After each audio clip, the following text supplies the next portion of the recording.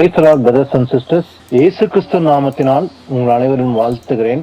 இயேசு கிறிஸ்துடைய வருகை எப்படி இருக்க போகுதுன்னு சொல்லி நம்ம நிறைய வசனம் ஆராய்ந்து பார்த்திருக்கிறோம்.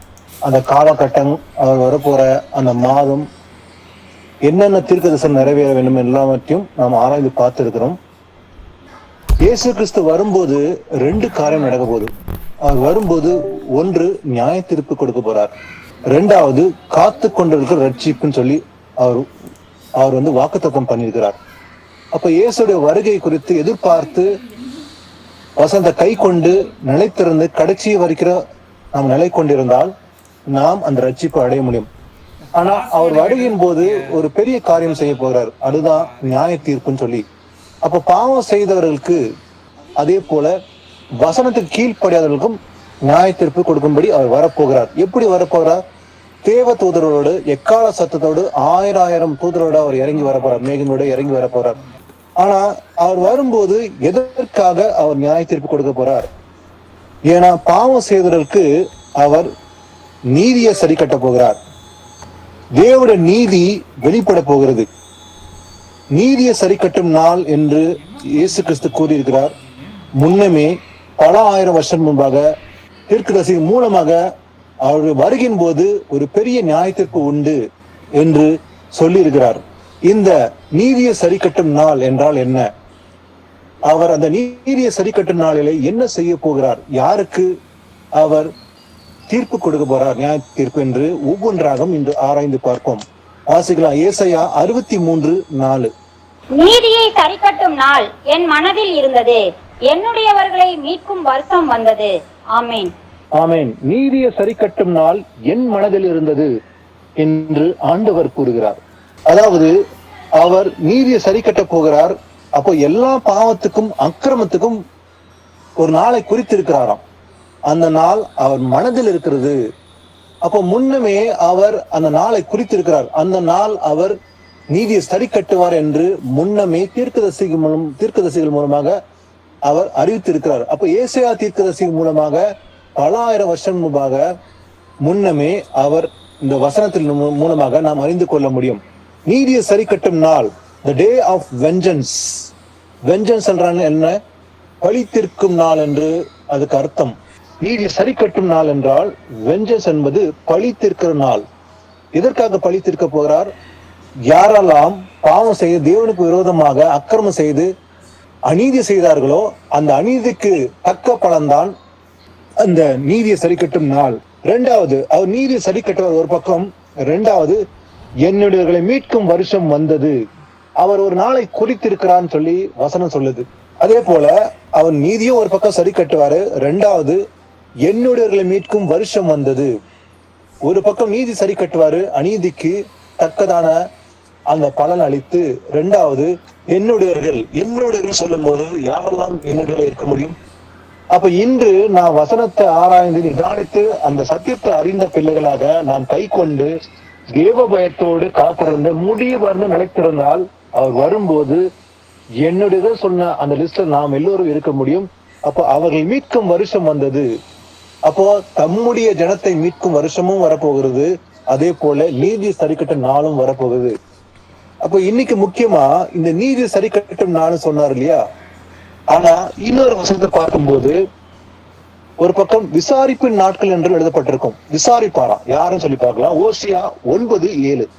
விசாரிப்பின் நாட்கள் வரும், நீதி சரிக்கட்டும் நாட்கள் வரும் என்பதை இஸ்ரவேலர் அறிந்து கொள்வார்கள். உன் மிகுதியான அக்கிரமத்தினாலேயும் மிகுதியான பகையினாலேயும் தீர்க்கதரிசிகள் மூடரும் ஆவியின் பெற்ற மனுஷர்கள் பித்தம் கொண்டவர்களுமாய் இருக்கிறார்கள். ஆமீன். விசாரிப்பின் நாட்கள் வரும். அப்போ வரும் என்று முன்னமே ஆண்டவர் எச்சரிக்கிறார். விசாரிப்பின் நாட்கள். விசாரிப்பாரா? எதற்காக? பாவம் செய்தலை விசாரிக்கும்படி, அவளை விசாரிக்கும்படி. அப்போ அவருடைய சொந்த ஜனம் கூட அநேக நேரம் தேவனுக்கு விரோதமாக பாவம் செய்தார்கள். முறுமுறுப்பினாலும் அதே போல சிலை வழிபாடு மூலமாகவும் தேவனுக்கு விரோதமாக அருவருப்பான காரியங்கள் செய்தனால அந்த ஜனங்களை விசாரிப்பேன்னு சொல்லி ஆண்டவர் முன்னமே எச்சரிக்கிறார். அநேக இடங்களை தீர்க்கதரிசி மூலமா எச்சரித்தும் கூட அவர்கள் கடின மனதோடு கீழ்ப்படியாமனால விழுந்து போனார்கள். அதனால ஆண்டவர் சொல்லி விசாரிப்பின் நாட்கள் வரும், நீதி சரி கட்டும் நாட்கள் வரும் என்பதை இஸ்ரவேலர் அறிந்து கொள்வார்கள். அப்ப இஸ்ரேல் மக்களுக்கு நீதியை சரிக்கட்ட நாள் என்று அவர் ஒன்று நியமித்திருக்கிறார். அப்ப இஸ்ரேல் மக்களை விசாரிக்க போகிறாராம். அதனால அவர்கள் நல்லாவே தெரியும், ஏன்னா இஸ்ரேல் மக்கள் நல்லாவே தெரியும் தேவனுடைய ராஜ்யம் வரப்போகிறது, அதே போல மேசியா வருவார் என்று முன்குறித்தது போலவே அவர்கள் காத்திருந்தார்கள். அவர் நல்லாவே தெரியும். ஆனால் இயேசு கிறிஸ்து அவர் வந்தபோது அவர்கள் ஏற்றுக்கொள்ள மனதில்லாம இருந்தது. அவரை மறுதலிச்சார்கள், அவரை சிலுவையில் அறைந்தார்கள் அவரை. ஆனால் அவர்தான் மேசியா என்று ஏற்றுக்கொள்ள இன்றும் கூட மனதில்லாமல் ஒரு கூட்ட மக்கள் இஸ்ரேல் ஜனத்துல இன்னைக்கு கூட யூதர்கள் மத்தியில அவர் வரல, இன்னும் தான் வரணும்னு சொல்லி அவரை விசுவாசிக்காத கூட்டமும் இருக்குது. விசுவாசிக்கிற ஒரு கூட்டம் தப்பி பிழைப்பார்கள் சொல்லி நாம வாசிக்கிறோம். அப்போ நீதி சரிக்கட்டும் நாட்கள் வரும் என்பதை இஸ்ரேல் அறிந்து கொள்வார்கள். உன் மிகுதியான அக்கிரமத்தினாலையும் மிகுதியான பகையினாலையும் தீர்க்கதரிசிகள் மூடரும் ஆவியை பெற்ற மனுஷர்கள் பித்தம் கொண்டவர்களா இருப்பார்கள். அப்போ அவர்கள் அக்கிரமக்காரர்கள் சொல்லி வசனம் சொல்லுது. உன் மிகுதியான அக்கிரமம் எதனால விசாரிக்க போறாரா? மிகுதியான அக்கிரமத்தின் நிமித்தமாக அவர் விசாரிப்பார். அதனாலதான் விசாரிப்பு நாட்கள் வரும் சொல்லி முன்னமே ஆண்டவர் தீர்மானம் பண்ணி என் மனதில் இருக்கிறதுன்னு சொல்லி ஆண்டவர் சொன்னாரு. அது வரும் என்று எச்சரித்தார். அதே போல இயேசு கிறிஸ்து கூட லூக்கால அந்த விஷயத்தை பத்தி ஒரு விஷயத்தை பார்க்கலாம். லூக்கா 21:19 முதல் 22 வாசி. உங்கள் பொறுமையினால் உங்கள் ஆத்துமாக்களை காத்துக் கொள்ளுங்கள். எருசலேம் சேனைகளால் சூழப்பட்டிருப்பதை நீங்கள் காணும் போது அதன் அழிவு சமீபமாயிற்று என்று அறியுங்கள். அப்பொழுது யூதேயாவில் இருக்கிறவர் கல்மலைகளுக்கு ஓடி போகவும், எருசலேமில் இருக்கிறவர்கள் வெளியே புறப்படவும், நாட்டுப்புறங்களில் இருக்கிறவர்கள் நகரத்தில் பிரவேசியாமல் இருக்கவும் கடவர்கள். எழுதியிருக்கிற யாவும் நிறைவேறும்படி நீதியை சரிக்கட்டும் நாட்கள் அவைகளே. ஆமென். ஆமென். இந்த வார்த்தையை இயேசு கிறிஸ்து அன்று தம்முடைய சீஷர்களோடு பேசிக் கொண்டிருக்கிறார். எழுதியிருக்கிற யாவும் நிறைவேறும்படி நீதியை சரிக்கட்டும் நாட்கள் அவைகளே என்று. எவைகள்? உங்கள் பொறுமையினால் உங்கள் ஆத்துமக்களை காத்துக் கொள்ளுங்கள். அப்போ அந்த நாட்கள் வரப்போகிறது. அதனால உங்க பொறுமையினால உங்களுடைய ஆத்துமக்களை என்ன பண்ணணுமா? காத்துக் கொள்ளுங்கள். அப்ப அந்த பொறுமை என்றது மிகுந்த அவசியமா இருக்கிறதுனால உங்கள் இருதயத்தை காத்துக் கொள்ளுங்கள், உங்கள் ஆத்துமக்களை காத்துக் கொள்ளுங்கன்னு சொல்லி அந்த எச்சரிக்கிறார். அது மாத்திரமல்ல, எருசலேம் சேனைகளால் சூழ்ந்து கொண்டிருப்பதை நீங்கள் காணும் போது, என்னைக்கு இஸ்ரேல் தேசத்தை சுற்றியுள்ள தேசங்கள், இன்னைக்கு வளர்கிற நாடுகள், கல்ஃப் கண்ட்ரி சொல்லப்படுகிற நாடுகள், அநேக நாடுகள் இருக்குது. இஸ்ரேலுடைய மிகப்பெரிய எதிரி தான் இந்த பிலிஸ்தீர்கள். அவர்கள் காசாவிலும் இருக்கிறாங்க, அதே போல ஈரான், ஈராக் எல்லாவற்றையும் சிதறி இருக்கிறாங்க. இவங்க எல்லாருமே இஸ்ரேலுடைய பரம எதிரியா இருக்கிறாங்க. இவர்கள் தான் பிலிஸ்தீர்கள் சொல்லி பாக்குறோம். ஆனா இந்த தேசத்தில் இருக்கிற அந்த அமலேக்கர்கள், பிலிஸ்தீர்கள் எல்லாருமே இஸ்ரேலுக்கு விரோதமா இருக்கிறாங்க. சோ இன்னைக்கு பாக்குறோம் ஒரு சில நாடுகள் தான் இஸ்ரேலை எதிர்க்கிறாங்க. அப்ப ஜக்காரியா 14 சொல்லப்பட்ட தீர்க்கதரிசனம் நிறைவேறும் காலம் வரப்போகிறது. அதுக்கு காலகட்டம் இன்னும் தூரம் அல்ல. இன்னும் 1 வருஷமோ 2 வருஷத்துக்குள்ள நடக்க போற ஒரு மிகப்பெரிய காரியமா இருக்க போகுது. அது ஒரு இக்கட்ட நாளா இருக்க போகுது. அப்போ இஸ்ரேல் தேசத்துக்கு ஒரு பெரிய ஆபத்து வரப்போகுதுன்னு சொல்லி முன்னுமே அறிவித்தது போலவே இயேசு கிறிஸ்து அன்றே எச்சரித்தார். எருசலேம் சேனைகளால் சூழப்பட்டிருப்பதை நீங்கள் காணும் போது அதன் அழிவு சமீபமாயிற்றென்று அறியுங்கள். அப்போ எருசலேமுடைய அழிவு மிக சமீபமா இருக்கும். அப்போ இந்த இஸ்ரேல் தேசத்தை சுற்றி, எருசலேம் சுற்றி அந்த தேசத்துல இருக்கிற அந்த எதிரிகள் எல்லாம் சூழ்ந்து கொண்டு இஸ்ரேல் தேசத்தை அவங்க பிடிப்பார்கள், நகரம் பிடிக்கப்படும் என்று எழுதப்பட்ட வசனம் நிறைவேற போகுது. அப்ப என்னைக்கு பிடிக்கப்படுதோ அன்னைக்கு இந்த ஜனங்கள் தேவனை நோக்கி, ஒரு சில மக்கள், ஒரு கூட்டத்தார் 1/3 பங்கு அவங்க தேவனை அறிந்து கொள்ளும்படி ஒரு ஆண்டவர் கிருபை கொடுப்பார். அவர்கள் தேவனை நோக்கி கூப்பிடுவார்கள். அவங்களுடைய இன்னைக்கு இருக்கிற மிலிட்டரி பவர், அதே போல ஆர்மி பவர், அவங்க டெக்னாலஜி எல்லாமே விழுந்து போன போது அவங்க கடைசியா வேற வாய்ப்பு இல்லாம தேவனை நோக்கி கூப்பிடும் போது தேவன் இறங்கி அவர் யுத்தம் செய்வார். அதுதான் 3ஆம் உலக போரா இருக்க போகுது. அப்ப இன்டைரக்டா ஒரு வரப்போகுது. அப்ப தேவன் யுத்தம் செய்வார். யாரெல்லாம் இஸ்ரேல் தேசத்துக்கு விரோதமாக வந்தார்களோ அவர்களை அடிக்கும்படி, அந்த தேசங்கள் பாழாக்கும்படி தேவன் யுத்தம் செய்வார். அப்ப எருசலேமுக்கு விரோதமாக வருவார்கள், நகரம் பிடிக்கப்படும் என்று நிறைவேறும். பிறகுதான் அவர்கள் நோக்கி கூப்பிடும் போது தேவன் இறங்கி வருவார். அப்போ அதன் அழிவு சமயம் என்று இயேசு கிறிஸ்து கூறினார். அது மாத்திரமல்ல, அப்போது யூதாவில் இருக்கிறவர்கள் மலைகளுக்கு ஓடி போகவும், எருசலேமில் இருக்கிறவர்கள் வெளியே புறப்படவும், நாட்டுப்புறங்களில் இருக்கிறவர்கள் நகரத்தில் பிரவேசியாக இருக்க மாட்டார்கள். எழுதியிருக்கிற யாவும் நிறைவேறும்படி நீதி சரிக்கட்டும் நாட்கள் அவைகளே. சோ இந்த நாட்கள் தான் நீதி சரிக்கட்டும் நாள். தேவன் இறங்கி நீதி செய்வாராம். அப்போ இயேசு கிறிஸ்து பிறகு அந்த 3ஆம் உலக போருக்கு பிறகுதான் தேவனுடைய ராஜ்யம் இந்த பூமியிலே 1000 வருஷம் ஆட்சி இருக்க போகிறது. அதுக்கு முன்பாக இந்த 3ஆம் உலக போர் நிறைவேறிய தீரும். அதுல எந்த மாற்றம் இல்லை. வேத வாக்கியம் சொல்லினபடி தீர்க்கதரிசனம் நிறைவேற வேண்டும், நடந்தே தீரும். அப்போ இந்த 3ஆம் உலக போரின் சமயத்துல தேவன் யுத்தம் செய்வார். யாரெல்லாம் இஸ்ரேல் அகேன்ஸ்டா வந்தாங்களோ அவங்களெல்லாம் என்ன பண்ண போறாரு, ஆண்டவர் மறைமுகமாக இன்டைரக்டா ஒரு யுத்தத்தை ஏற்படுத்தி அவங்கள மூழ்கடிக்க செய்து, பிறகு இஸ்ரேல் ஒரு தனி சுதந்திரமாக, தனி தேசமாக, இந்த உலகத்தில் உள்ள எல்லா ராஜ்யம் கவுக்கப்பட்ட பின்பு ஒரு பெரிய தேசமாக உருவெடுத்து அந்த ராஜ்யத்துல இயேசு ஆளுகை செய்ய போறார். அன்னைக்கு பாவம் இருக்க போறதுல, அன்னைக்கு கொலைகளும் யுத்தங்களும் இருக்க போறது. அதுதான் தேவனுடைய ராஜ்யம் என்று பார்க்கிறோம். அப்ப இயேசு கிறிஸ்து வரும்போது நிறைவேற்றுவாராம். வாசிக்கலாம் சங்கீதம் 99 1 முதல் 7. நீதியை சரி கட்டுகிற தேவனாகிய கர்த்தாவே, நீதியை சரி கட்டுகிற தேவனே பிரகாசியும். பூமியின் நியாயாதிபதியே, நீர் எழுந்து பெருமைக்காரருக்கு பதிலளியும். கர்த்தாவே, துன்மார்க்கர் எதுவரைக்கும் மகிழ்ந்து, துன்மார்க்கர் எதுவரைக்கும் கலிகூர்ந்திருப்பார்கள்? எதுவரைக்கும் அக்கிரமக்காரர் யாவரும் வாயாடி கடினமாய் பேசி பெருமை பாராட்டுவார்கள்? கர்த்தாவே, அவர்கள் உமது ஜனத்தை நொறுக்கி உமது சுதந்திரத்தை ஒடுக்குகிறார்கள். விதவையையும் பரதேசியையும் கொன்று திக்கற்ற பிள்ளைகளை கொலை செய்து கர்த்தர் பாரார், யாக்கோபின் தேவன் கவனியார் என்று சொல்லுகிறார்கள். ஆமேன். ஆமீன். தாவீது சொல்றான் ஆண்டவரை பாட்டு, நீதியை சரி கட்டுகிற தேவனே என்று. நீதியை சரி கட்டுகிற தேவனே கர்த்தாவே, பிரகாசியும். பூமியின் நியாயாதிபதியே, நீர் எழுந்து பெருமையானவனுக்கு பதிலளியும். அப்ப யாருக்கு பதில் அளிக்கும்படி தேவன் நீதி செய்வாராம்? பெருமையானவனுக்கு. அப்போ இந்த பூமியில எதெல்லாம் பெருமையாக அன்று முதல் இன்று வரை இருந்தோ இதுக்கெல்லாம் ஒரு சரி கட்டுகிற நாள் தான் இந்த நீதியை சரி கட்டுகிற நாள்.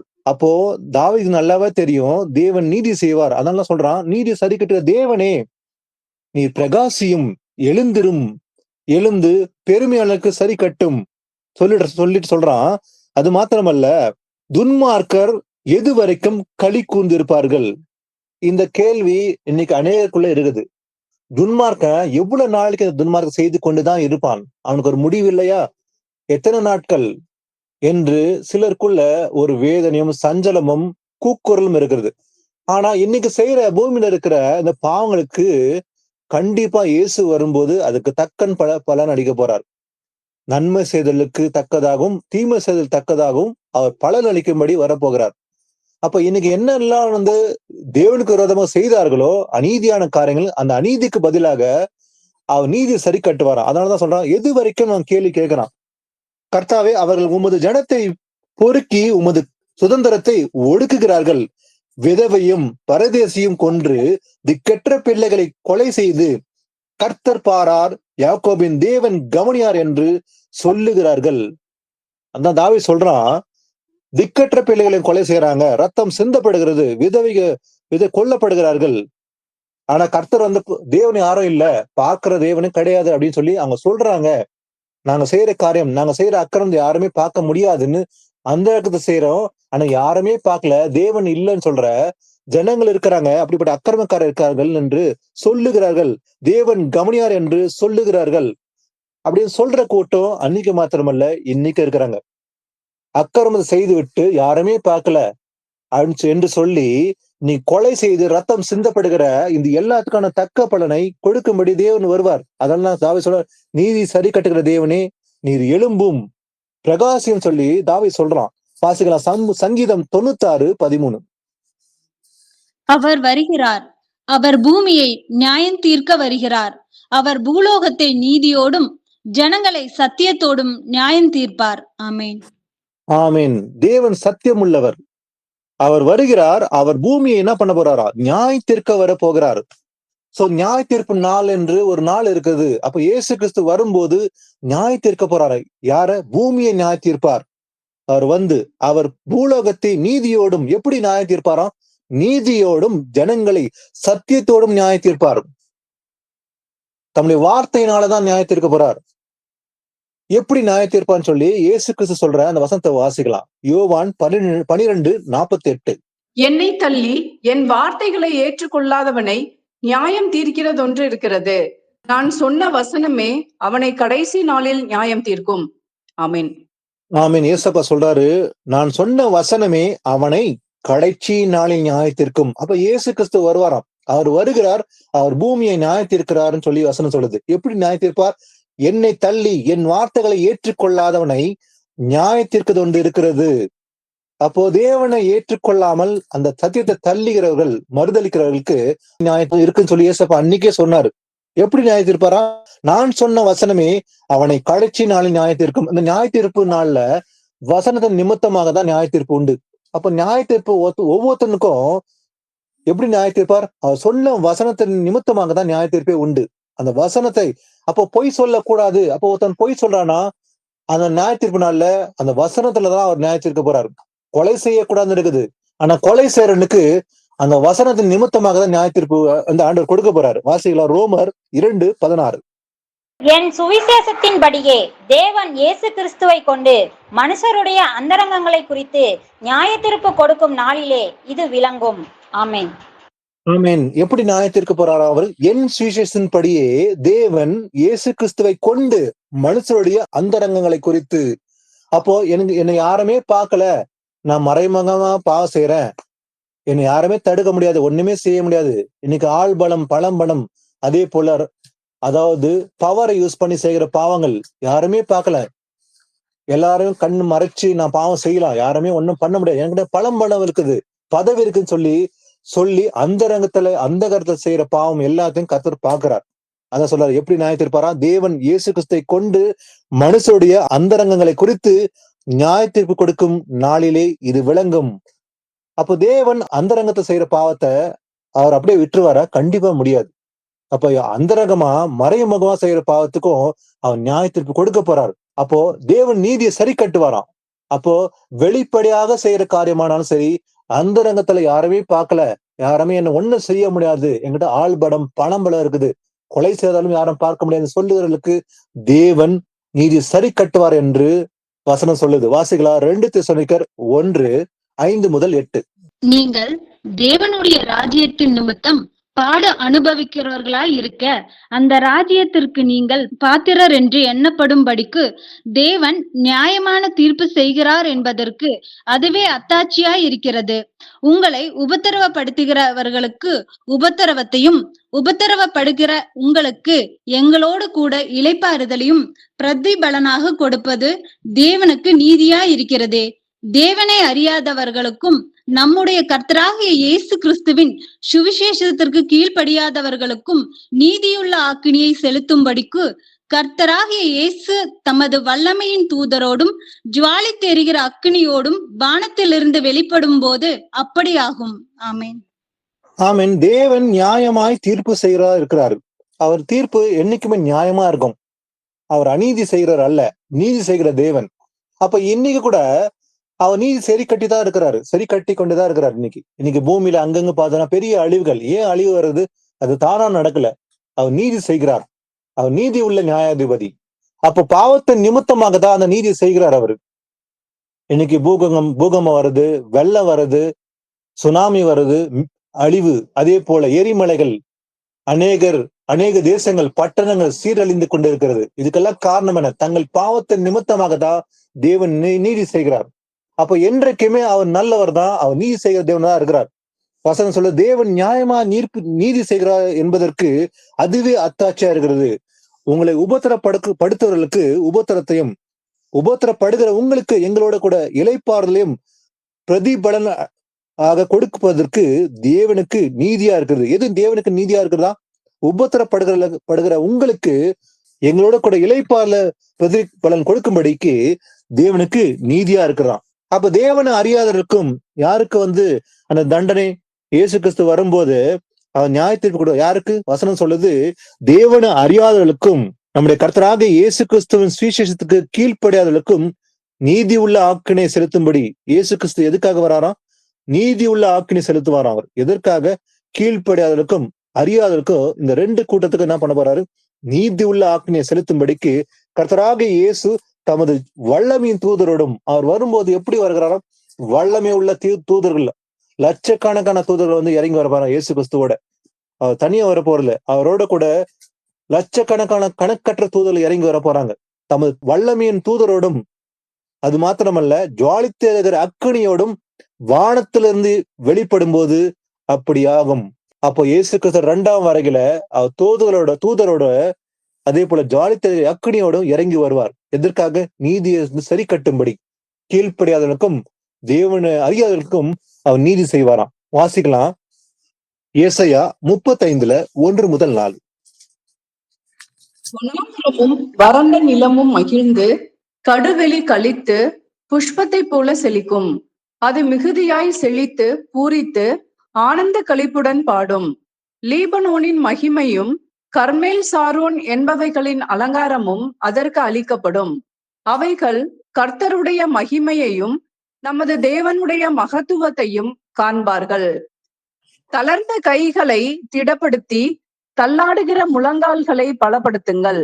மனம் பதறுகிறவர்களை பார்த்து, நீங்கள் பயப்படாதிருங்கள், திடன் கொள்ளுங்கள். இதோ உங்கள் தேவன் நீதியை சரிக்கட்டவும் உங்கள் தேவன் பதிலளிக்கவும் வருவார். அவர் வந்து உங்களை ரட்சிப்பார் என்று சொல்லுங்கள். ஆமென். ஆமீன். வசனம் சொல்லுது, ஒரு பக்கம் அவர் நீதி செய்வாராம், தண்டனை அளிக்கும்படி வருவார். இன்னொரு பக்கம் ரட்சிப்பு அளிக்கும்படி வருவாராம். வசனம் சொல்லுது, வனாந்தரமும் வறண்ட நிலமும் மகிழ்ந்து கடுவெளி களி கூர்ந்து புஷ்பத்தை போல் செழிக்கும். அது மிகுதியா செழித்து பூரித்து ஆனந்த களிப்புடன் பாடும். லீபோனின் மகிமையும் கர்மேல் சாரோன் என்பவர்களின் அலங்காரமும் அதற்கு அளிக்கப்படும். அவர் கர்த்தருடைய மகிமையும் நமது தேவனுடைய மகத்துவத்தையும் காண்பார்கள். இயேசு கிறிஸ்து வந்த பிறகு அவர் நீதியை சரி கட்டுவார். 2வது, அவருடைய ராஜ்யம் இந்த பூமியில நிற்க போகுது. அசையாத ஒரு ராஜ்யம், தேவனுடைய ராஜ்யம்.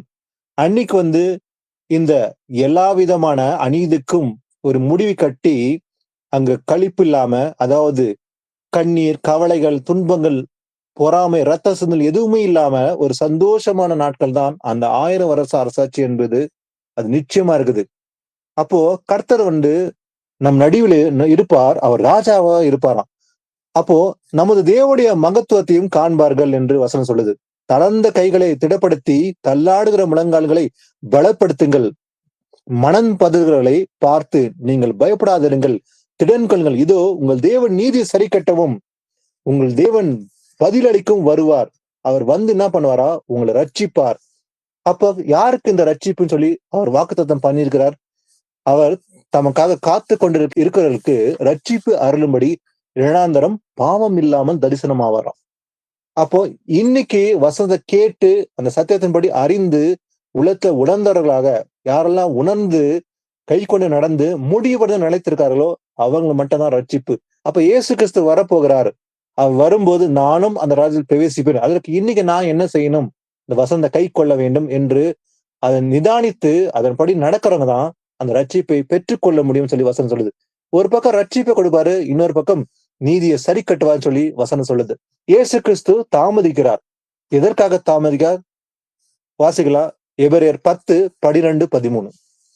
இவரோ பாவங்களுக்காக ஒரே பலியை செலுத்தி என்றென்றைக்கும் தேவனுடைய வலது பாசத்தில் உட்கார்ந்து இனி தம்முடைய சத்துருக்களை தமது பாதபடியாக்கி போடும் வரைக்கும் காத்து கொண்டிருக்கிறார். ஆமென். ஆமென். இயேசு கிறிஸ்து வரப்போகிறான்னு சொல்லி 2000 வருஷம் முன்பாக தீர்க்கதரிசனமாக உரைக்கப்பட்டது. ஆனா அந்த 2000 வருஷம் காலம் கடந்து வந்திருக்கிறோம். ஆனா சொல்லப்பட்டது 2000 வருஷம் ஆகிவிட்டது. ஆனா இந்த 2000 வருஷம் ஆனாலும் கூட தேவனுடைய பார்வையில் அது 2 நாளை போலதான் இருக்க போகுது. ஏன்னா 1000 வருஷம் அவருக்கு ஒரு நாளை போல இருக்கிறதா. அப்ப நமக்கு 2000 வருஷமா ரொம்ப தூரமா இருக்கும். ஆனா அவருக்கு அது ஒரு நாளை போல இருக்கிறது. அப்படி இருக்கும்போது கூட அவர் வருவேன்னு சொன்னாரு, நாளை குறித்திருக்கேன்னு சொல்லி இருக்கிறாரு. ஆனா இதற்காக தாமதிக்கிறார். ஒரு பக்கம் எல்லோரும் மனம் திரும்ப வேண்டும் என்று அவர் தாமதிக்கிறாராம். அப்ப எல்லாருமே ரட்சிப்பு அடையணும். அப்ப நீடிய பொறுமையோடு இருந்து கர்த்தர் தாமதிக்கிறார் வருகை. ஏன்னா இயேசு கிறிஸ்து வந்துட்டாக்கா பிற்பாடு மனம் திரும்புதலும் கிடையாது, கிருபையும் கிடையாது. ஆனா இன்னைக்கு கிருபை இருக்குது, மனம் திரும்புக்காத வாய்ப்பும் கொடுத்துக்கிறார் கர்த்தர். துன்மார்க்கோட அழிவை நான் விரும்பல சொல்லி ஆண்டவர் சொல்றார். அப்போ ஒரு துன்மார்க்கம் கூட அழிந்து போக கூடாது, அவன் மனம் திரும்ப வேண்டும். ஏன்னா இயேசு கிறிஸ்து வந்து விட்டார்னாக்கா பிறகு மனம் திரும்புதலே கிடையாது. மனம் திரும்பல இன்னைக்கு மட்டும் தான் சான்ஸ் உள்ளு. அப்ப ஆண்டவர் சொல்றாரு, ஆண்டவர் பாவங்களுக்காக ஒரே பலியை செலுத்தி என்றென்றைக்கும் தேவனுடைய வலது பாசத்தில் உட்கார்ந்தார் சொல்லி இருக்குது. அப்ப இயேசு கிறிஸ்து இந்த முதல் தடவை வரும்போது இந்த பூமிக்கு பாவங்களுக்கு நம்முடைய பாவங்களுக்காக ஜீவ பலியாக ஒப்பு கொடுக்கும்படி அவர் வந்தார். நம்முடைய பாவங்களுக்காக அவர் தன் ஜீவனை கொடுத்தார். மரித்து உயிர் தெழுந்து பரலோகத்துக்கு ஏறி போனார், வலது பாசத்தில் உட்கார்ந்து சொல்லி வசனம் சொல்லுது. ஆனா இனி தம்முடைய சத்துருக்களை தமது பாதப்படியாக்கும் போடும் வரைக்கும் காத்து கொண்டிருக்கிறாராம். அப்ப இயேசு கிறிஸ்து வரப்போகிறாரு. ஆனா வருவதற்கு அவர் காத்து கொண்டிருக்கிறார். எதற்காக? தம்முடைய சத்துருக்களை பாதப்படியாக்கும் போடும் வரைக்கும். அப்ப சத்துருக்களுக்கெல்லாம் ஒரு முடிவு கட்டணும். அப்ப சத்துருக்களுக்கு ஒரு முடிவு கட்டின பிறகுதான் அவர் வந்து இந்த பூமியில ஆட்சி செய்யணும். அப்ப இதே பூமியில, இந்த பாவம் நிறைந்த பூமியில அவர் வந்து ஆளுகை செய்ய போறல. அப்ப இந்த பூமி சுத்திகரிக்கப்பட வேண்டும். சுத்திகரித்த பின்புதான் புதிய வானம் புதிய பூமி என்று பார்க்கிறோம். அவர் வந்து இந்த பூமியில ஆட்சி செய்யும் போது ஒரு பாவம் இருக்க போறல, இருக்கக்கூடாது. அதனாலதான் அவர் காத்துக்கணும். எதற்காக? தம் சத்துருக்களை பாதப்படியாக்கும் போடு வரைக்கும்.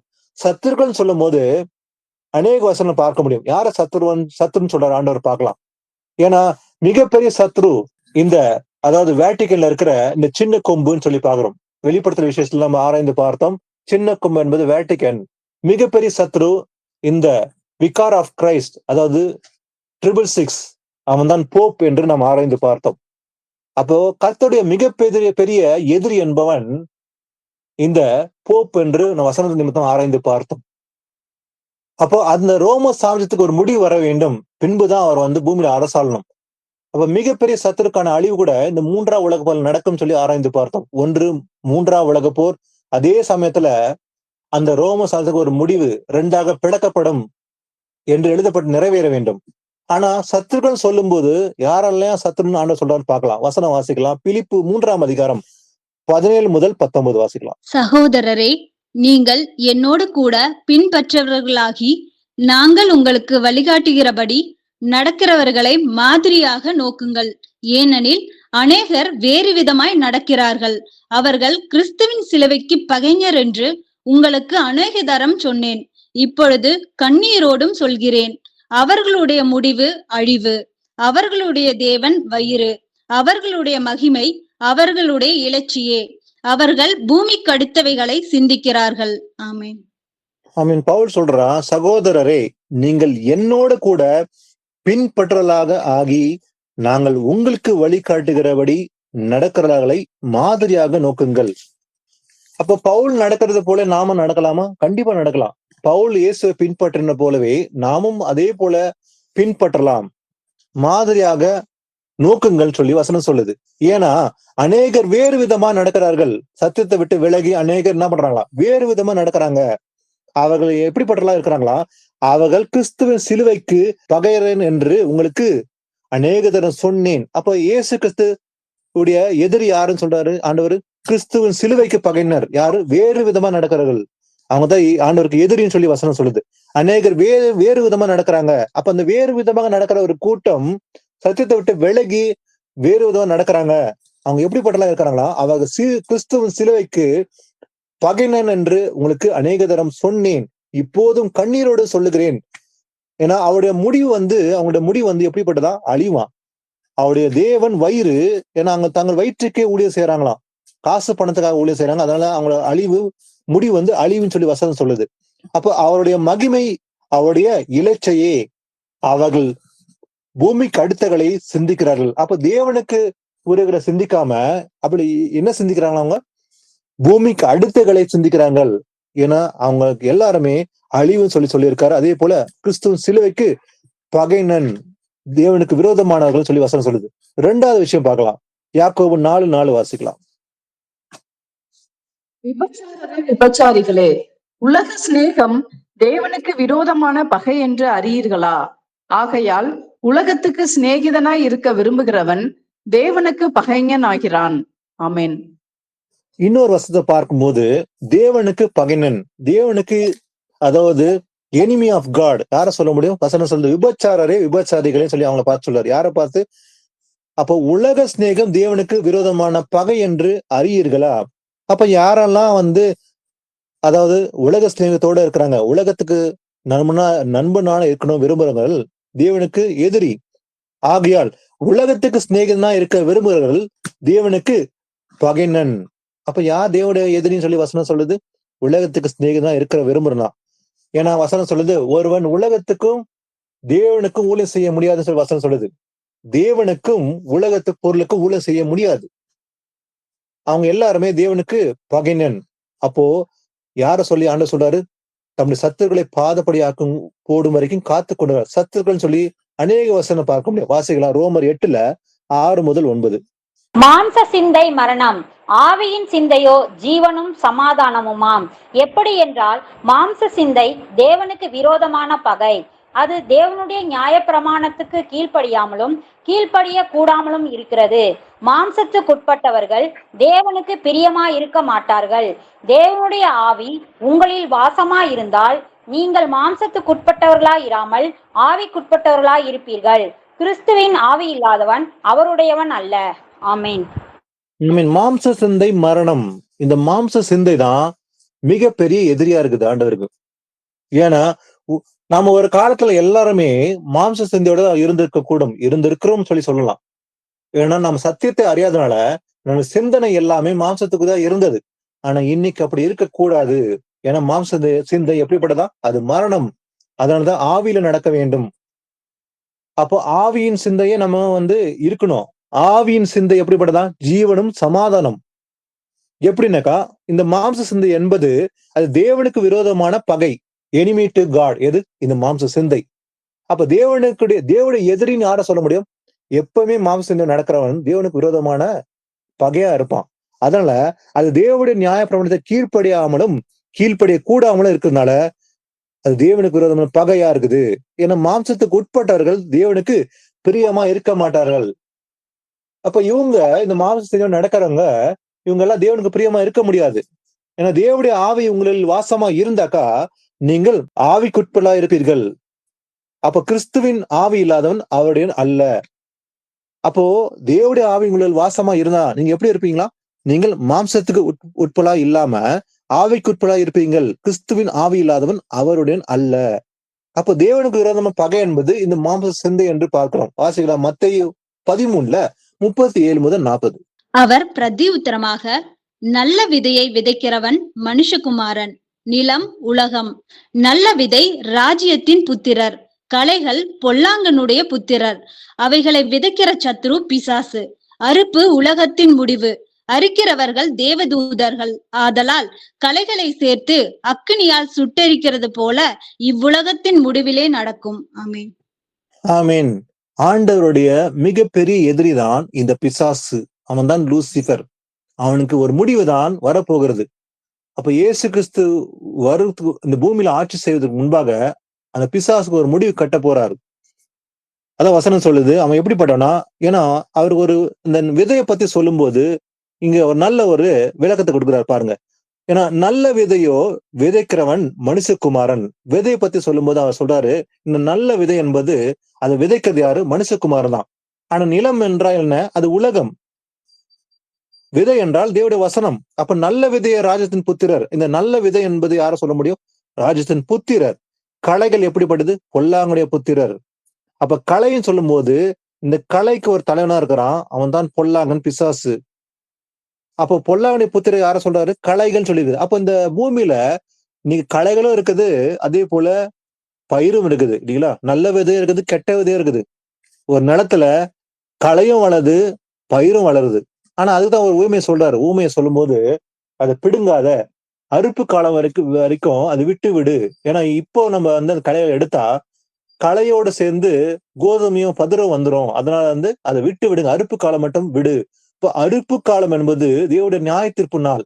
ஏன்னா அன்னைக்கு தேவதூதரை பார்த்து என்ன சொல்ல போறாரு? 2 செப்பரேஷன் பண்ண போறாரு. ஒண்ணு வலது பக்கமா இடது பக்கமா ஒரு செப்பரேஷன் பண்ண போறாரு. அதுதான் அந்த நாளா இருக்க போகுது. ஏன்னா அது ஒரு இக்கட்ட நாளா இருக்க போகுது. ஆனா தம்முடைய பிள்ளைகளுக்கு அது சந்தோஷமான நாள். ஆனா தேவனை ஏற்றுக்கொள்ளாம மறுதளிச்சு அறியாதலுக்கு அது ஒரு கண்ணியை போல இருக்குது. அது ஒரு இக்கட்ட நாளா இருக்க போதான். அப்போ ஆண்டவர் சொல்றாரு, அந்த விதைக்கிற சத்துரு யாருன்னு பிசாசு. இந்த அறுப்பு என்பது உலகத்தின் முடிவா இருக்குது. அறுக்கிறவர்களையாவது தேவதூதர்கள் சொல்லி வசனம் சொல்லுது. ஆதலால் களைகளை சேர்த்து அக்னியினால் சுட்டெரிக்கிறது போல இவ்வுலகத்தின் முடிவுல நடக்கும். அதுதான் அந்த நாளா இருக்க போகுது. அப்ப ஆரம்பத்துல வாஸ்து போலவே அவர் நாளை குடித்திருக்கிறார். அன்னைக்கு சுட்டெரிக்க போறார். எதை? களைகளை சுட்டெரிப்பார். கோதுமை என்ன பண்ண போறாரு? பதில சேர்க்கப்படும். அப்போ வலது பக்கமா இருக்கிறவங்கள ராஜ்யத்துக்கு அழைப்பாரு, இடது பக்கமா இருக்கிறவங்க என்ன பண்ணுவாரு? சுட்டெரிப்பா சொல்லி வசனம் சொல்லுது. வாசிக்கலாம். ரோமர் 5:8-10. நாம் பாவிகளாய் இருக்கையில் கிறிஸ்து நமக்காக மரித்ததினாலே தேவன் நம்மேல் வைத்த தமது அன்பை விளங்க பண்ணுகிறார். இப்படி நாம் அவருடைய இரத்தத்தினாலே நீதிமான்களாக்கப்பட்டிருக்க கோபாக்கனைக்கு நீங்களாக அவராலே நாம் ரட்சிக்கப்படுவது அதிக நிச்சயமாமே. நாம் தேவனுக்கு சத்துருக்களாய் இருக்கையில் அவருடைய குமாரனின் மரணத்தினாலே அவருடனே ஒப்புரவாக்கப்பட்டோமானால் ஒப்புரவாக்கப்பட்ட பின் நாம் அவருடைய ஜீவனாலே ரட்சிக்கப்படுவது அதிக நிச்சயமாமே. ஆமேன். ஆமென். ஒரு காலத்துல நாம் எல்லாருமே தேவனுக்கு சத்துருவா தான் இருந்தோம். we were enemy to God ன்னு சொல்லி பாக்குறோம். எப்படி? நாம் கீழ்ப்படனால, வசனம் அறியாம, தேவனை அறியாதனால ஒரு காலகட்டத்தில் நம்ம எல்லாருமே தேவனுக்கு சத்துருதான் இருந்தோம். அப்ப நாம் தேவனுக்கு சத்துருக்கா இருக்கையில் அவருடைய குமாரனின் மரணத்தினாலே எப்படி இருக்கிறோம்? இன்னைக்கு அவருடனே கூட ஒப்புராக்கப்பட்டிருக்கிறோம். ஏன்னா நாம் பாவிகளா இருக்கையில் கிறிஸ்து நமக்காக என்ன பண்ணாரு? மரித்தார். நாம என்னைக்கு பாவிகளா இருந்தோமோ நமக்காக தான் இயேசு கிறிஸ்து மரித்தார். நல்லவனுக்காக மரிக்க வரல, பாவிகளை ரட்சிக்க தான் வந்தார் அவருன்னு சொல்லி வசனம் சொல்லுது. அப்ப தேவன் நம்ம மேல் வைத்த தமது அன்பை விளங்க பண்ணினார். எப்படி? நாம் பாவிகளா இருக்கும்போது தான் நமக்காக மரித்தார் இல்லையா? அதனால தேவன் தம்முடைய அன்பை விளங்க பண்ணினார். நாமெல்லாம் தேவனுக்கு சத்துருவா இருந்த ஒரு காலத்துல, ஆனா இப்படி நாம் அவருடைய ரத்தத்தினாலே நீதிமானாக்கப்பட்டிருக்க, அப்ப இன்னைக்கு நாம் பாவத்துக்கு செத்து நீதிக்கு பிழைத்திருக்கிறோம் இன்னைக்கு. அப்ப எப்படி? நாம் அவருடைய ரத்தத்தினாலே நீதிமானாக்கப்பட்டிருக்க கோபாக்கணைக்கு நீங்களாக அவராலே நாம் ரட்சிக்கப்படுவது அதிக நிச்சயம், கேரண்டி. எப்படி? அப்ப நம்ம ஒரு காலத்துல பாவிகளா இருந்தோம் சத்தியத்தை அறியாம. இன்னைக்கு சத்தியம் அறிந்தால அந்த ரத்தத்தினால நாம எல்லாம் எப்படி இருக்கிறோமா? நீதிமானாக்கப்பட்டிருக்கிறோம். கோபாக்கணைக்கு நீங்களாக நாம எப்படி இருக்கிறோமா? அவராலே நாம் ரட்சிக்கப்படுவது அதிக நிச்சயம் சொல்லி வசனம் சொல்லுது. அப்போ வசனம் சொல்லுது, ஒப்புராக்கப்பட்ட பின் நாம் அவருடைய ஜீவனால ரட்சிக்கப்படுவது அதிக நிச்சயம். அப்ப இன்னைக்கு நாம ஆக்கப்பட்டிருக்கிறோம். அதனால அந்த ரட்சிப்புள் பிரவேசிப்பது அதிக நிச்சயம். அப்போ நம்ம ஒரு கால சத்துருவா இருந்தோம். ஆனா தேவனுடைய அந்த அன்பின் நிமித்தமாக அவர் தம ஜீவனை கொடுத்ததுனால இன்னைக்கு நாம் அந்த கிருபையில பிரவேசிப்பது அதிக நிச்சயமா இருக்குது. வாசிக்கலாம் சங்கீதம் 37:28. கர்த்தர் நியாயத்தை விரும்புகிறவர், அவர் தமது பரிசுத்தவான்களை கைவிடுவதில்லை. அவர்கள் என்றைக்கும் காக்கப்படுவார்கள். துன்மார்க்கருடைய சந்ததியோ அறுப்புண்டு போகும். ஆமேன். ஆமேன். கர்த்தர் அவர் நல்லவர், அவர் நீதி உள்ளவர், கிருபை நிறைந்தவர் சொல்லி பாக்குறோம். அப்ப கர்த்தர் நியாயத்தை விரும்புகிறவர். அவர் எதை விரும்புறாரா? நியாயத்தை, ஜஸ்டிஸ். அப்போ அநீதிக்கு தக்க பலன் அடிக்கும்படி கர்த்தர் வருவார். ஏன்னா அவர் விரும்புறது எது? நியாயத்தை விரும்புகிறார். அதனால நாமும் கூட தேவனுடைய நீதிய ராஜ்யத்தும் தேடுன்னு சொல்லி வசனம் சொல்லுது. அப்ப தேவனுடைய நீதியை நடப்பிக்கணும் நாம இன்னைக்கு. இது ரொம்ப முக்கியம். நம்ம கூட அந்த நியாயத்தை விரும்பணும். ஏன்னா கர்த்தர் நியாயத்தை விரும்புகிறார். அவர் தமது பரிசுத்தவான்களை கைவிடுவதில்லை என்று அவர் வாக்கு கொடுத்துக்கிறார். யார? பரிசுத்தவான்களை. அவர்கள் என்றென்றைக்கும் காக்கப்படுவார்கள்.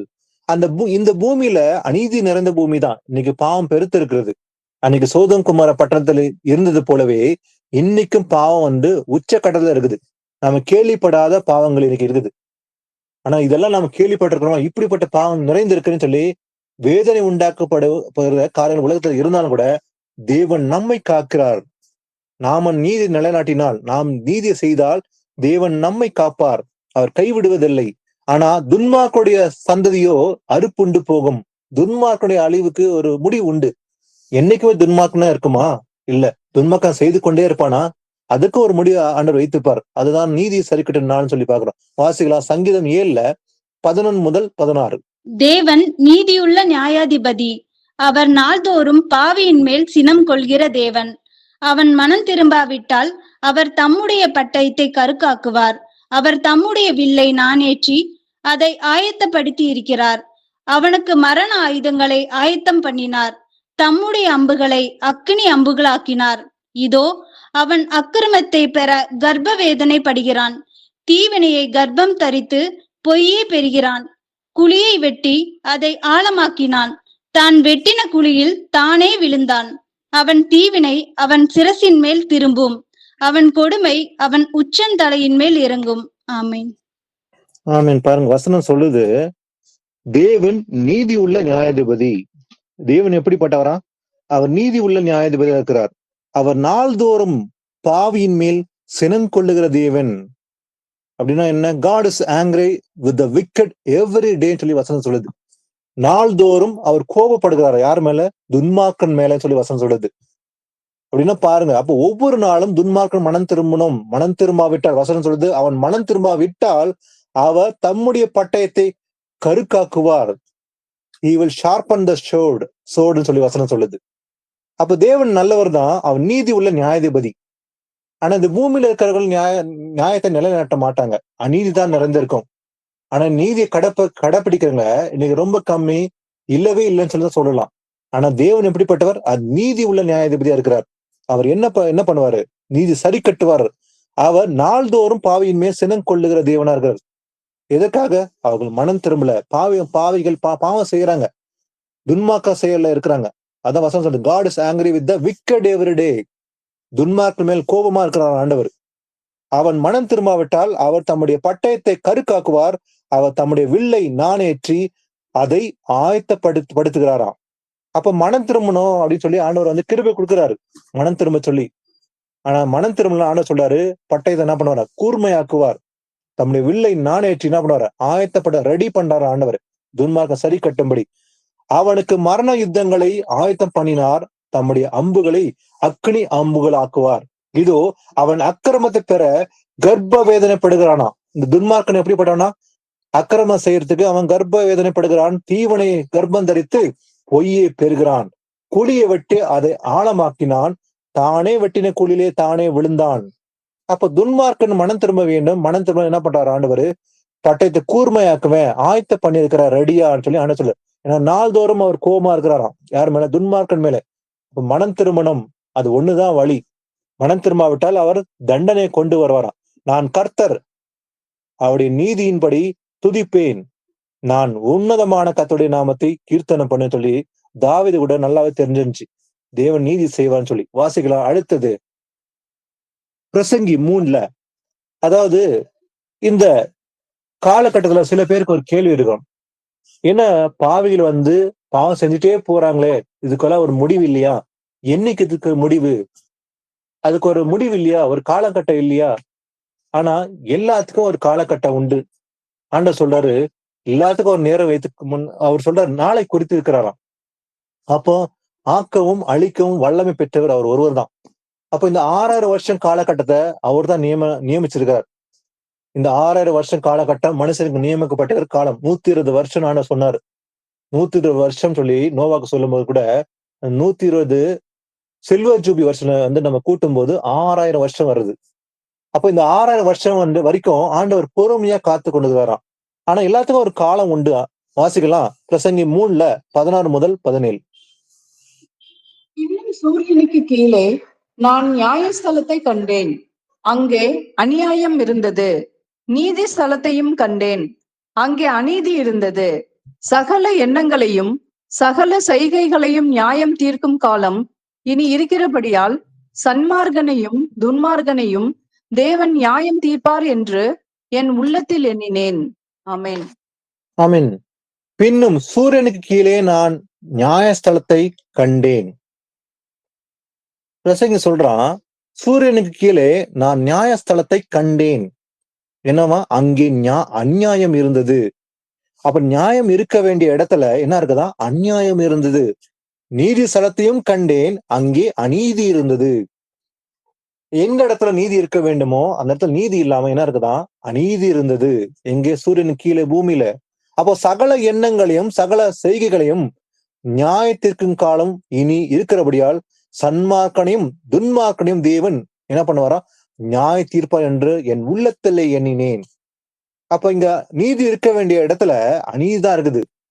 நீதி செய்கிறன் ஒருவனும் இல்லைன்னு சொல்லுது வசனம். நல்லவன் ஒருத்தனும் இல்லை. இந்த பூமியில எல்லாருமே பாவம் செய்து என்ன பண்ணிருக்காங்க? கெட்டு போனார்கள். அப்போ துன்மார்க்கனையும் சன்மார்க்கனையும் தேவன் நியாய தீர்ப்பாரா என்று என் உள்ளத்திலே எண்ணினேன். அப்போ இன்னைக்கு இந்த அநீதி செய்கிறார்களா? அதற்கேற்ற பலன் இயேசு கிறிஸ்து அவர் நியாய தீர்ப்பு கொடுப்பார். வாசிகளா. யோபு 15:16. இதோ தம்முடைய பரிசுத்தவான்களையும் அவர் நம்புகிறதில்லை, வானங்களும் அவர் பார்வைக்கு சுத்தமானவைகள் அல்ல.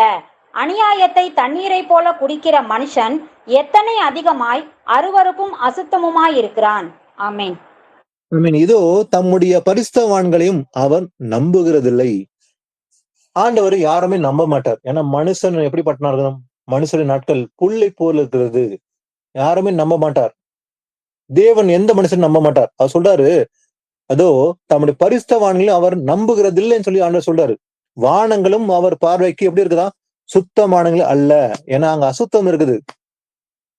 அப்போ அநியாயத்தை தண்ணீரை போல குடிக்கிற மனுஷன் எத்தனை அதிகமாய் அருவருப்பும் அசுத்தமாய் இருக்கிறான். அப்போ மனுஷன் எப்படிப்பட்டானா? அநியாயத்தை என்ன பண்றான்? தண்ணீரை போல் குடிக்கிறான், அநியாயம் செய்கிறானா. அப்போ துன்மார்க்க காரியத்தை செய்கிறான். அவன் அநீதி செய்கிறதுனால அவன் தண்ணீரை போல் குடுக்கிறான். அதனால ஆண்டு சொல்றாரு, படிச்சவன் கூட நம்புறது இல்ல. வானங்களும் எப்படி இருக்குதான் அவருடைய பார்வைக்கு சுத்தமான அல்ல. வாசிக்கலாம். நகூம் 1 அதிகாரம் 1-2. நினிவேயின் பாரம். எல் கோசான் ஆகிய நாகூமின் தரிசன புஸ்தகம். கர்த்தர் எரிச்சலுள்ளவரும் நீதியை சரிக்கட்டுகிறவருமான தேவன். கர்த்தர் நீதியை சரிக்கட்டுகிறவர், உக்கிர கோபமுள்ளவர். கர்த்தர் தம்முடைய சத்துருக்களுக்கு பிரதிபலன் அளிக்கிறவர். அவர் தம்முடைய பகைஞருக்காக கோபத்தை வைக்கிறார். ஆமேன். ஆமேன். தேவன் நல்லவர். சில பேர் சொல்லுவாங்க, ஆண்டவர் ரொம்ப சாந்தம் உள்ளவர்பா, அவர் நல்லவர், எதுவுமே அவர் கோவப்பட மாட்டாரு, ரொம்ப சாந்தம் உள்ளவர், இயேசு கிறிஸ்து தன் ஜீவனை கொடுத்தார் சிலுவையில அப்படின்ற ஒரு பக்கம் தான் பாக்குறாங்க.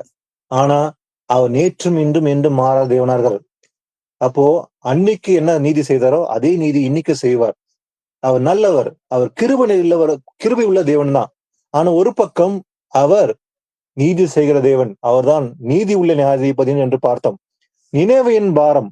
நினைவை குறித்து ஆண்டவர் சொல்லும்போது சொல்றாரு, எல்கோசன் ஆகிய நாகூமின் தரிசனம் என்னன்னு பாத்தீங்கன்னா, கர்த்தர் எரிச்சல் உள்ளவரும் நீதியை சரிக்கட்டுவருமான தேவன். அவன் சொல்றான், கர்த்தர் எப்படிப்பட்டவரா? எரிச்சல் உள்ளவர், அவர் நீதி சரி கட்டுகிற தேவனா இருக்கிறார். அப்ப கர்த்தர் நீதியை சரி கட்டுவார், உக்கிர கோபம் உள்ளவரா. ஆண்டவர் எப்படிப்பட்டவர்? நீதி சரி கட்டவர். அது மாத்திரமல்ல, அவர் உக்கிர கோபம் உள்ளவர். இந்த உக்கிர கோபம் என்று சொல்லும் போது எப்போது வெளிப்படும்? இந்த 2ஆம் வருகைக்கு முன்பாக நடக்க போற இந்த மகா யுத்தத்துல, இந்த அர்மகதன் யுத்தத்துல, 3ஆம் உலக போர்ல அவருடைய உக்கிர கோபம் வெளிப்படும் என்று பார்க்கிறோம். அது போல ஒரு நாளை இருந்ததுன்னு சொல்லி வசனம் சொல்லுது. அப்படின்னா அந்த மாதிரி ஒரு யுத்தத்தை இது இருக்க கண்டிருக்க முடியாது. ஏன்னா அந்த யுத்தம் சாதாரண யுத்தம் அல்ல, அது ஒரு பெரிய மகா யுத்தம். அக்னியினால் அழிக்கப்படும், இந்த பூமியை அக்னிக்கு இரையாக வைத்திருக்கேன்னு சொல்லி சொல்றாரு இல்லையா? பயங்கரமான யுத்தம். அதனாலதான் அவருடைய உக்கிர கோபம் உள்ளவர், அது வெளிப்படும். கர்த்தர் தம்முடைய சத்துருக்களுக்கு பிரதிபலன் அளிக்குவார், அவர் தம்முடைய பகையினருக்கு கோபத்தை வைத்திருக்கிறாராம். அப்போ இன்னைக்கு ஆண்டவர் கிருபை கொடுத்துக்கிறாரு, பொறுமையா இருக்கிறாரு, அவர் வருகை சமீபம். அப்ப இன்னைக்கு மனம் திரும்பதான் ஆண்டவர் விரும்புறாரு. அதனாலதான் இன்னைக்கு ரொம்ப பொறுமையா தாமதிக்கிறார். ஆனா அவர் வரும்போது அந்த நாள் எப்படி இருக்கணுமா? அது கோபாக்னே நாளா இருக்க போது, அவருடைய கோபம் வெளிப்படுகிற நாள், அவர் நீதியை சரி கட்டுவாராம். வாசிக்கலாம். ஏசாயா 59:17. அவர் நீதியை மார்க்கவசமாக அணிந்து இரட்சிப்பென்னும் சீராவை தமது சிரசில் தரித்து நீதி சரிக்கட்டுதல் என்னும் வஸ்திரங்களை உடுப்பாக உடுத்தி வைராகியத்தை சால்வையாக போர்த்தி கொண்டார். அமேன். ஆமேன். ஆண்டவர் எப்படிப்பட்டவர்? அவர் நீதியை மார்க்கவசமாய் அணிந்திருக்கிறவர் இல்லையா? அவர் நீதி உள்ள தேவன். அதனால நீதி எப்படி அணிந்திருக்கிறாரா? மார்க்கவசமாய் அணிந்து இரட்சிப்பென்னும் சீராவை தமது சிரசில் தரித்து நீதி சரி கட்டுதல் என்னும் வஸ்திரங்களை உடுப்பாக உடுத்தி கொண்டு வைராகியத்தை சால்வாயை போர்த்து கொண்டிருப்பார். அவர் தான் வரப்போறார். அப்படிதான் வரப்போறார். அவர் முதல் தரம் வரும்போது அவர் தன் ஜீவனை கொடுக்கும்படி இறங்கி வந்தார் பாவிகளுக்காக. ஆனா 2ஆம் தரம் எப்படி வருவார்? அவர் நீதி சரி கட்டும்படி, அவர் கோபம் வெளிப்படும்படிதான் அவர் வரப்போகிறார். எப்படி?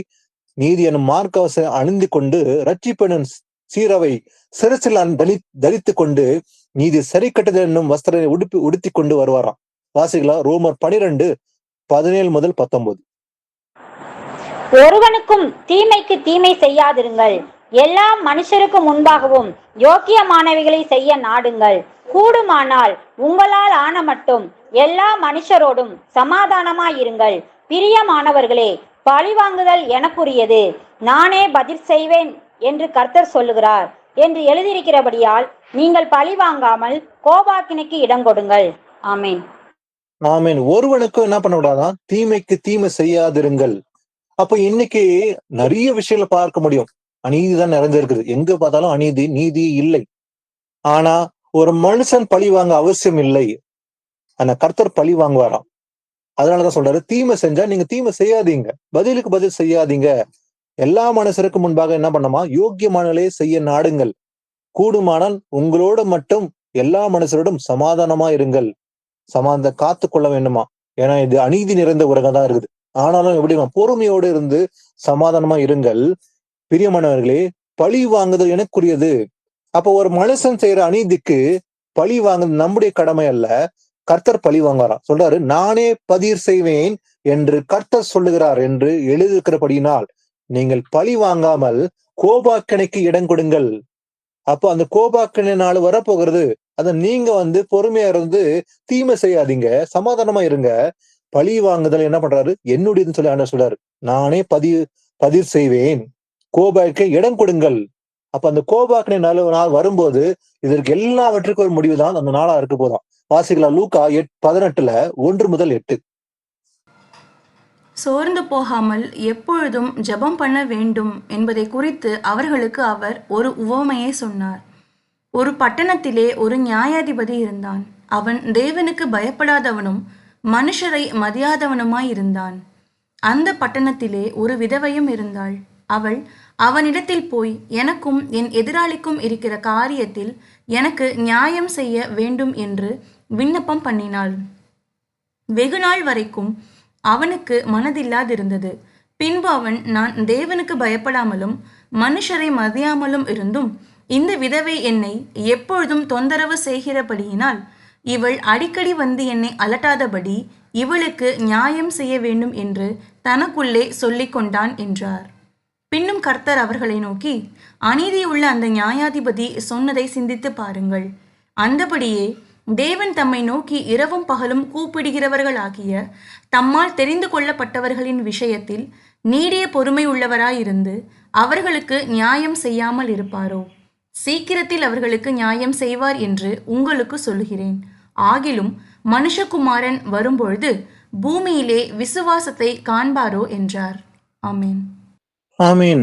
நம்ம வாஸ்தவ வசனம் ரோமர்ல வாசிக்கும் போது, ஒருவனுக்கு என்ன பண்ணக்கூடாது, தீமைக்கு தீமை செய்யாதீங்க. அநீதி நடக்குதுதான் நம்ம பாக்குறோம், ஆனா நம்ம தீமை செய்யக்கூடாது. தீமை செய்யறாங்க, அவங்க அநீதி செய்யறாங்க, ஆனா நீங்க தீயம் செய்யக்கூடாதுன்னு சொல்றாரு.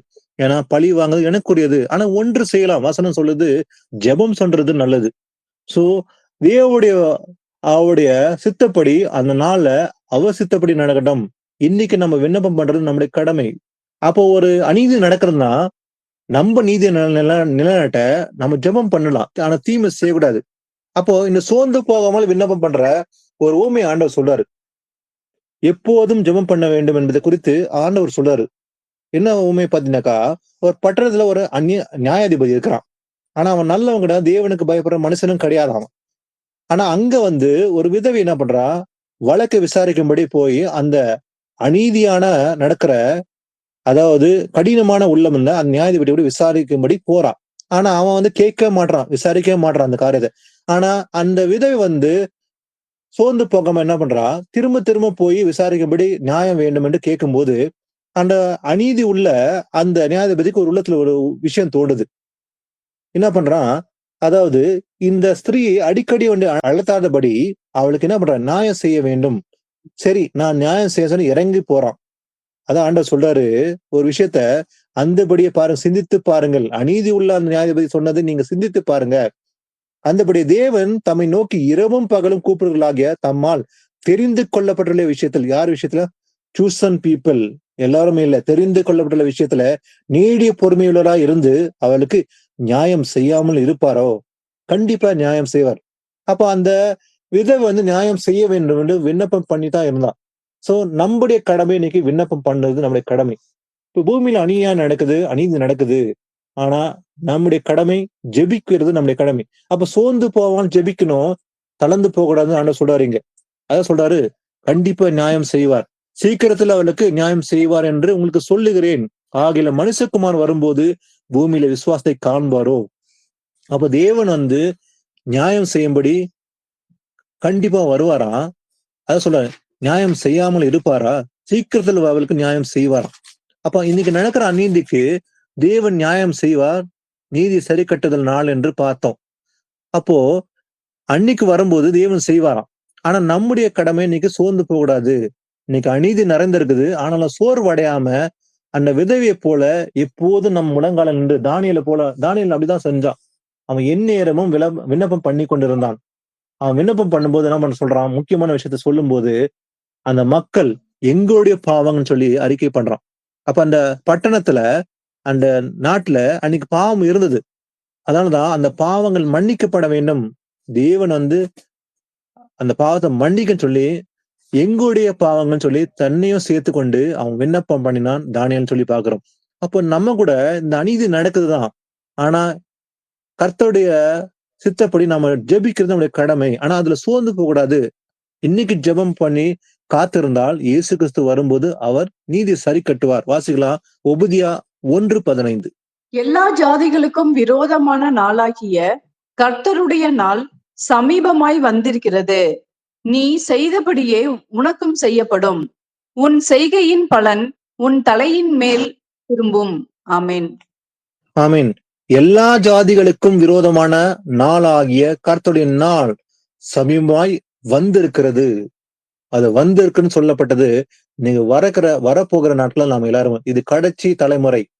இந்த 6000 வருஷம் முடிவுல தான் நம்ம எல்லாருமே இருக்கிறோம். நீ பாத்தீங்கன்னா இன்னும் 1 வருஷமோ 2 வருஷமோ இல்ல 3 வருஷமோ தெரியல. ஆனா இது கடைசி வருஷங்கள்லாம் இருக்குது. அப்போ எல்லா ஜாதிகளும், ஆல் நேஷன்ஸ் அப்படின்னா இந்த பூமியில எத்தனை ராஜ்யங்கள் இருக்குதோ கிட்டத்தட்ட 200 ராஜ்யங்களுக்கு மேல இருக்குது. 200 கண்ட்ரிஸ் இல்லையா, 200+ கண்ட்ரிஸ்.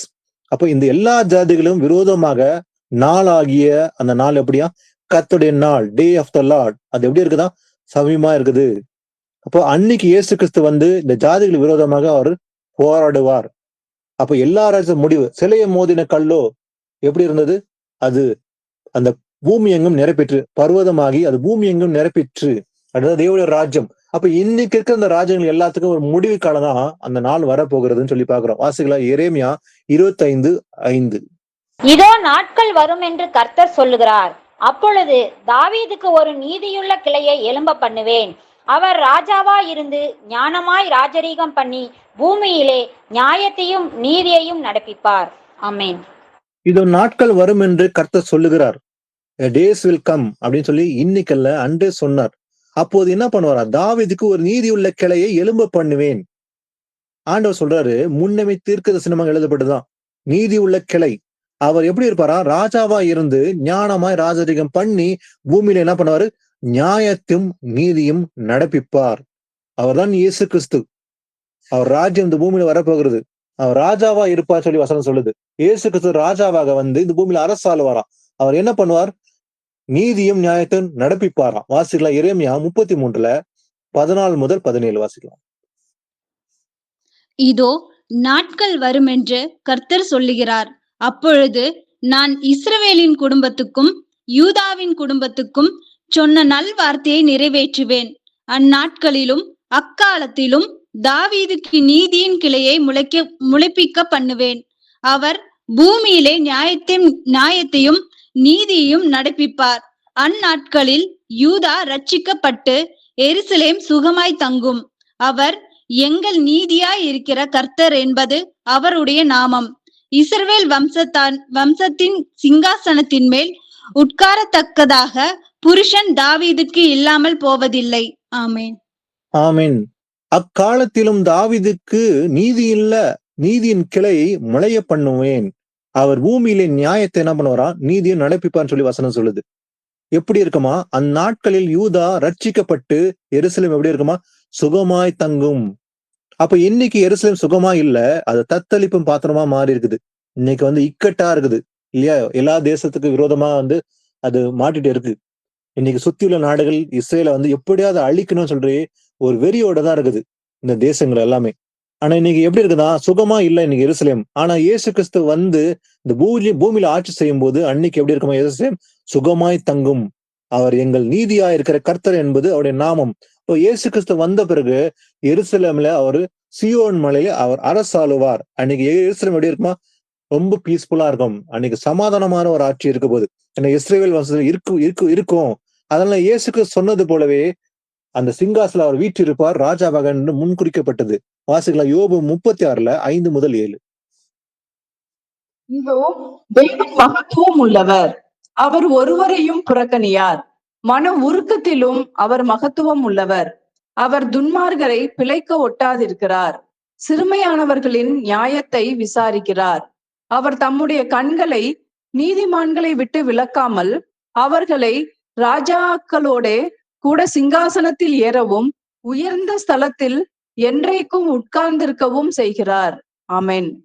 ஆமென். இதோ தேவன் மகத்துவம் உள்ளவர். மகத்துவம் உள்ள ராஜா யாரு? ஆண்டவராக இயேசு கிறிஸ்து. அவர் ஒருவரையும் புறக்கணிக்க மாட்டாராம். அப்போ அவர் எப்படிப்பட்டவரா? மன உருக்கத்திலும் அவர் மகத்துவம் உள்ளவர். அதே போல அவர் துன்மார்க்கரை பிழைக்க ஒட்டாதிருக்கிறார். சிறுமையானவர்களின் நியாயத்தை என்ன பண்ணுவாராம்? விசாரிக்கிற தேவனா இருக்கிறார். யாருடைய நியாயத்தை? சிறுமையானவர்களின் நியாயத்தை விசாரிப்பார். கண்டிப்பா இயேசு கிறிஸ்து வரும்போது அவர் நியாயத்தை விசாரிக்கிறவர் தேவனா இருக்கிறார். யாரை? சிறுமையானவர்களின் நியாயத்தை. அவர் தம்முடைய கண்களை நீதிமான்களை விட்டு விலகாமல், ஒருபோதும் அவருடைய கண்களை என்ன பண்ண மாட்டாரு? நீதிமான்களை விட்டு விலக மாட்டார். அவர்களை ராஜாக்களோட சிங்காசனத்தில் ஏறவும் உயர்ந்த ஸ்தலத்தில் என்றென்றைக்கு உட்கார்ந்திருக்கவும் செய்கிற தேவனா இருக்கிறாராம். அப்ப தேவன் வரும்போது சிறுமையானவர்களுக்கு அவர் என்ன பண்ணுவாராம்? நியாயம் விசாரிக்கிறாராம். வாசிக்கலாம் 2 பேதுரு 2:9 வசனம் வாசிக்கலாம். கர்த்தர் தேவ பக்தி உள்ளவர்களை சோதனை நின்று ரட்சிக்கவும் அக்கிரமக்காரரை ஆக்கினிக்குள்ளானவர்களாக நியாயத்தீர்ப்பு நாளுக்கு வைக்கவும் அறிந்திருக்கிறார். ஆமென். ஆண்டவர் நல்லாவே தெரியும். ஏன்னா அந்தந்த காலகட்டத்துல அவர் அதை நியமித்தபடி அது நடக்குது. இந்த 6000 வருஷ காலகட்டத்தை அவர் முன் அறிந்திருக்கிறார், முன் குறித்தும் இருக்கிறாராம். அப்போ எல்லாமே அந்தந்த காலகட்டத்துல நடப்பிக்கிறார் ஆண்டவர். கர்த்தர் என்ன பண்றாரா? தேவ பக்தி உள்ளவனை சோதனை ரட்சிக்கவும் சரி, அதே போல அக்கிரமக்காரர் என்ன பண்ணுவாரா? ஆக்கணிக்குள்ளானவர்களாக நியாயத்தீர்ப்பு நாளுக்கும் வைக்கவும் அவர் அறிந்திருக்கிறார். அப்ப ஆண்டவரும் தீர்மானம் பண்ணிருக்கிறார் இந்த 2 விஷயத்தை. எது? தேவ பக்தி உள்ள ரட்சிக்கணும் அப்படின்னு சொல்லி அவர் தீர்மானம் பண்ணிருக்கிறார். அதே போல அக்கிரமக்காரர் என்ன பண்ணாரா? நியாயத்தீர்ப்பு நாளுக்கும் வைக்கவும் அவர் அறிந்திருக்கிறாராம். அவர் நல்லா ஆனா அதுக்கெல்லாம் ஒரு காலகட்டம் உண்டு இல்லையா? வசனம் சொல்லுது. பிரசங்கி 3:1 வாசிங்க. ஒவ்வொன்றுக்கும் ஒவ்வொரு காலம் உண்டு. வானத்தின் கீழ் இருக்கிற ஒவ்வொரு காரியத்துக்கும் ஒவ்வொரு சமயம் உண்டு. ஆமேன். ஒவ்வொன்றுக்கும் ஒவ்வொரு காலம் உண்டு. There is a time for everything. அழுவதற்கு ஒரு காலம், நகைப்பதற்கு ஒரு காலம் சொல்லி பாக்குறோம். அப்போ எல்லாத்துக்கும் ஒரு காலகட்டம் உண்டு. அப்போ அவர் நியமித்து இருக்கிறாராம். எப்படி? வானத்தின் கீழ் இருக்கிற ஒவ்வொரு காரியத்துக்கும் ஒவ்வொரு சமயமும் உண்டு. ஆண்டவருக்கு மறைவானது ஒன்றுமே இல்லை. அவர் ராஜ்யம் எப்போது வர வேண்டும், எப்போது அவர் அரசாளுவார் சொல்லி அவர் அந்த சமயத்தின் காலத்தை நியமித்து இருக்கிறாராம். அவர் ஒரு நாளை குறித்து இருக்கிறேன்னு சொல்லி வசனம் சொல்லுது. அப்போ இந்த துன்மார்க்கத்துக்கும் பாவத்துக்கும் ஒரு முடிவு காலமும் வரப்போகிறது. இது இப்படியே இருக்க போறதில்ல. இந்த 6 வருஷ காலத்துல முடிவுல இயேசு கிறிஸ்து பூமியில ஆட்சி செய்வதற்கு முன்பாக இந்த பாவத்துக்கெல்லாம் ஒரு முடிவு. அதுதான் தேவனுடைய அந்த நியாயத்தீர்ப்பு நாள் சொல்லி பாக்குறோம். அப்ப அக்கிரமக்காரருக்கு நியாயத்தீர்ப்பு கொடுத்து தன்னுடைய பிள்ளைகளுக்கு ரட்சிப்பு கொடுக்கிற நாளாதான் இருக்க போகுது. வாசிக்கலாம் 2 கொரிந்தியர் 10:4. எங்களுடைய போர் ஆயுதங்கள் மாமிசத்திற்கு ஏற்றவைகளாய் இராமல் அரண்களை நிர்மூலமாக்கத்தக்கதற்கு தேவ பலம் உள்ளவைகளாய் இருக்கிறது. ஆமீன். ஆனா இன்னைக்கு அநீதி நடக்குது. ஆனா நம்ம நம்முடைய போர் ஆயுதம் எப்படி இருக்கணுமா? மாம்சத்துக்குரியதா இல்லாம, வசனம் சொல்லு, எங்களுடைய போர் ஆயுதங்கள் மாம்சத்துக்கு ஏற்றகளா இல்லாம அரண்களை நிர்மூலமாக்குறதுக்கு தேவ பலனா இருக்கிறது. அப்ப நம்முடைய போர் ஆயுதங்கள் நம்ம பட்டயத்தை வைத்துக்கின்னு ரதங்களோட குதிரையோட சண்டை போடுறதில்ல. ஆனா நம்முடைய சண்டை யுத்தம் என்பது ஆவிக்குரிய யுத்தம் தான் நமக்கு. ஏன்னா பிசாசா நம்முடைய எதிரியா இருக்கிறான்.